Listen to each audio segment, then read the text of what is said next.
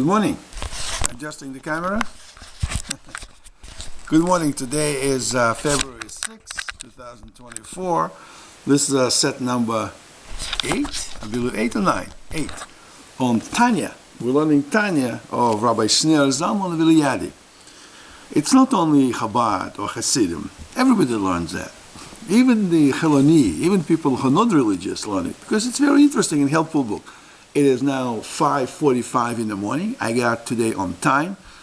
Yitzhara, the evil inclination, is still in bed. I found a way to fool it. I tell my evil inclination that I'm going to the kitchen to get a cup of tea, and then she falls asleep. Evil inclination falls asleep. It doesn't know exactly. It thinks I will come back.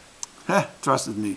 And I sneak out and come to the synagogue, Rinat Yerushalem, and do my warm-up morning exercise before Shakrit prayers. And about 15 minutes, Shakrit begins, morning prayers, so I'll meet you there.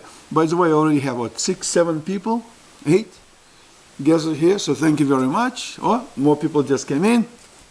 So we'll start. All right, so let's talk about Tanya. So we finished introduction. We started chapter, we're now on chapter 4, or we 53 chapters. We're now chapter 4, so we're almost like 5% into the material, and it talks about how to use your da'at, chokhmah, bina, da'at. Chokhmah, I just got the idea. Bina, I think I know what to do, and da'at, I know exactly what to do. Chokhmah, bina, da'at. Tanya talks about the Kabbalistic concept of sfirot and the levels. This is a levels for a picture of world levels, Asiya level. On the lower level, Nefesh. Our Nefesh abides here. In the level Yetzirah, there's a Ruach level. Nefesh, by the way, never leaves. It stays kind of with a grave, around the grave, at least for some time. Ruach goes to Yetzirah. Again, I see it's action and formation in Yetzirah.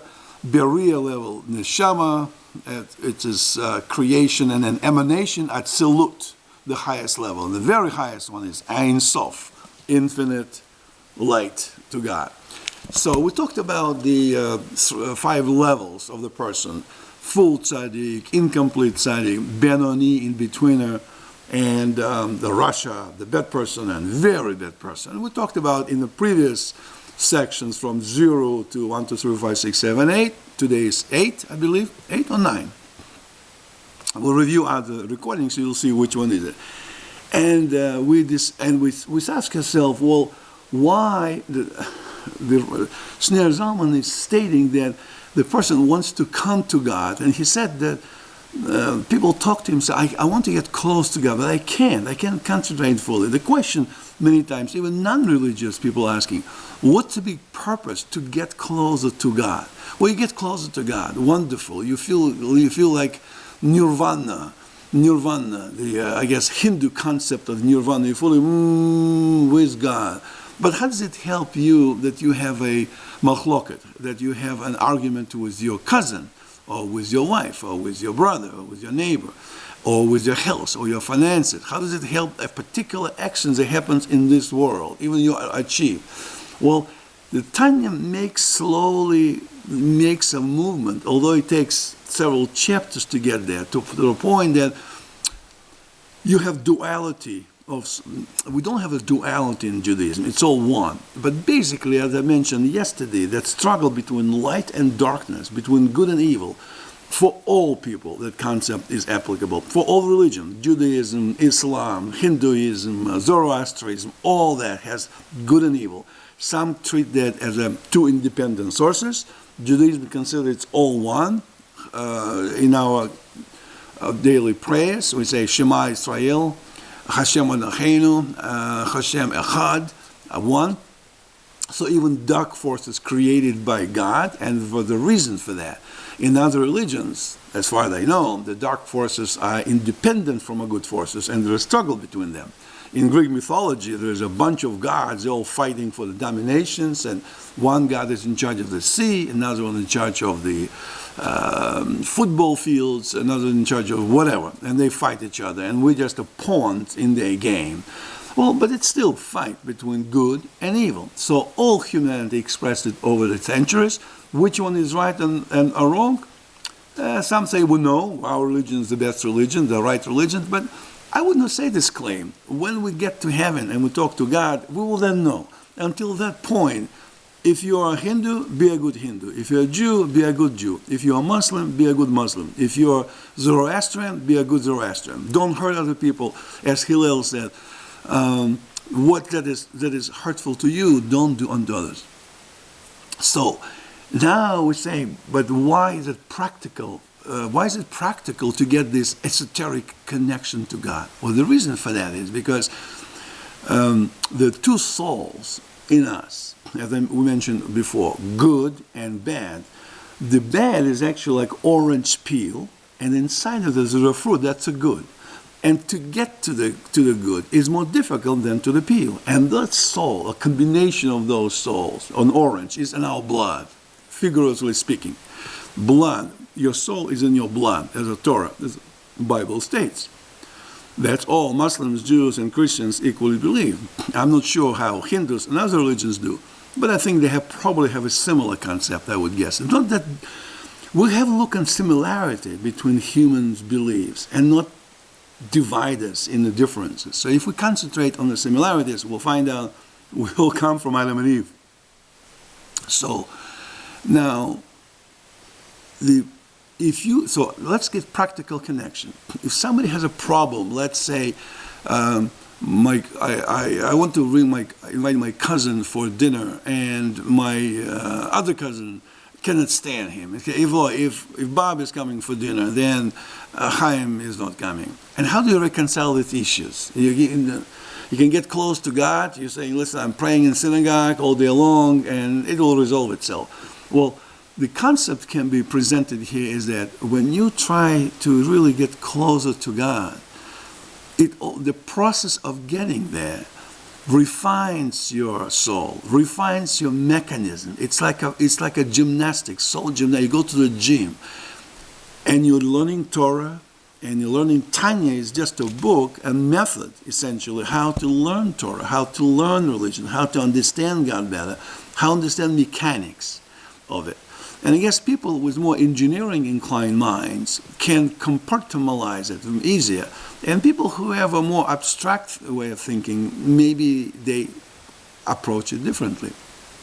So in this process, approaching God, in sitting and thinking, how do I get, you can see it's more difficult to get to the peel, to the orange fruit.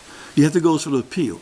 But once you find the way to do it, once you find, how do you usually open the orange? You go with your fingers, kind of pick on it, and sometimes it gets onto your nail, and it gets a little bit like little cuts your skin on the nail. So some people take it with a knife and cut it with a knife and open it.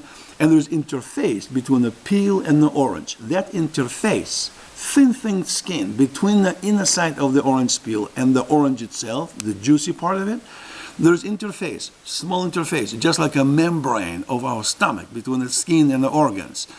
That membrane differs from one individual to another one, and therefore penetrates through the orange into the peel to separate them. You know, sometimes you take a grapefruit, open it up, and it still attaches, skin attaches to the fruit. It's not as easy to peel it than, let's say, to peel an orange or tangerine. So people have different ways of this combination, some easier, some not. Now you can say, how does it happen? Do people evolve this ability, or God just gives it to them? Now we'll talk about it later. But again, the practical point here, if you're going through a mental gymnastics of working, trying to reach that inner fruit of the orange of your soul that is covered by and the bad inclination, the peel, is much easier. I mean, you go to the store, it's all over. You can touch it with your hand, you have these peels. But inside there's an orange. It's more difficult to get to the good part than it is to the bad part. It's much easier, more seductive to get the bad part than to the good part. But once you refine this process, it becomes easier. The rest of the life, your health issues, please God, your financial issues, your relationships with other people, your understanding of the universe, your peace, your comfort, your balance in life becomes much more easier. Well, we can say, how do you know? Well, try it. Maybe it works for some people, maybe some not. So that process, it's gymnastics. You go to the gym to exercise. You can say, why do I need to go to the gym to exercise? I just want to be strong. So you go to a gym, and for a couple of days, weeks, maybe a month, nothing changes. And then 6 months later, you say, listen, my breathing got better. I mean, I don't need to catch my breath when I go up the steps. Something happened. So it process over the sudden, something is beginning to happen. And that something begins to affect your relation with other people. Not even necessarily directly to do how you understand God better, whether God is on the heaven, God is with us. So in other religions, like oftentimes you see in the movies, Kung Fu, that it's inside of you. Yoda in Star Wars, reach your inner thing. Well, that inner thing is part of God. Imagine all the sparks of the orange fruit inside every one of us. They're all sparks of God. So when you get to this fruit, that is connected, then there's a connection to God directly. It's like a tree that has fruits, those oranges. And the orange is connected through a branch to essentially. So if I touch one orange, if I get one orange, it's connected to another orange. But now internally, I have to open the peel first, get to the fruit, and that fruit is now connected through a different level of understanding to another fruit. That's all Jewish souls. They are different. Let's say some oranges, some apples, some grapefruits, some watermelons, but it still has this peel that you have to go through. And that's what Tanya teaches you, how to get through that peel, to get to the balance and peace and happiness, and less anxiety, and less worries, and less comfort. And that's a very practical approach. Even for non-religious people, it's a good practice to go through because it makes your life so much more balanced, so much more peaceful, so much good, and so much healthier. So today is what? Today is Tuesday, January 6, 2024. And tomorrow on Wednesday, we'll talk more about the connection between these oranges, between oranges and peels. Why some people tzaddikim, why the orange is different than orange of the Rasha, the bad person. They all have that inner side, inner fruit in them, but somehow the klipa, the peel, is so thick to some people that makes the inner fruit is essentially almost non-accessible. And so how to access it and to refine it? Does the orange want to refine itself or not? That's something we'll talk later. All right? Shavua Tov. It's still only Tuesday. We still didn't get to Shabbat. We still have several days to Shabbat. So I hope you enjoyed this short video, and I'll see you tomorrow. And in the meantime, let's get to the Shakrit. Okay, guys? Let's get up, get your talis to fill in. The warm-up finished. Tanya Chassidus is finished. Now let's get to work. Let's get to Shakrit. And then we'll go to work. All right. See you tomorrow.